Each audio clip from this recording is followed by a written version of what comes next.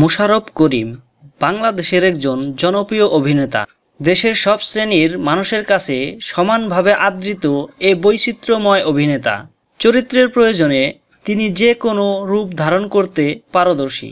কিন্তু ইদানিং সময়টা বেশ খারাপ যাচ্ছে মোশাররফ করিমের। কাজকর্ম নেই, সব সময় দুশ্চিন্তায় কাটে তার প্রতিটি মুহূর্ত। হঠাৎ কাউকে না জানিয়েই তিনি দালালের মাধ্যমে মধ্যপ্রাচ্য চলে যান। ফল ভালো হয় না, ধরা খেয়ে আবার দেশের ফ্লাইট ধরতে হয়।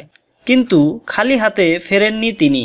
নিজের জনপ্রিয়তা ও নামদাম ভুলে যোগ দিয়েছেন স্বর্ণ চোরাচালানিদের দলে।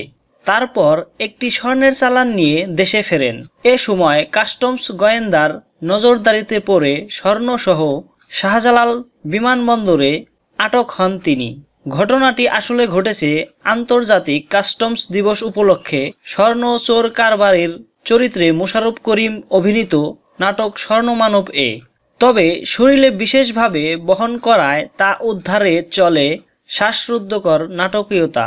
শাহজালাল বিমানবন্দরে অন্তরালে শুল্ক গোয়েন্দা সংস্থার গোয়েন্দা কাজের প্রতিচ্ছবি দেখা যাবে এই টেলিছবিতে। নাটকটি চ্যানেল আইতে প্রচার করা হবে। মোশাররফ করিমের বিপরীতে অভিনয় করেছেন মেহজাবিন।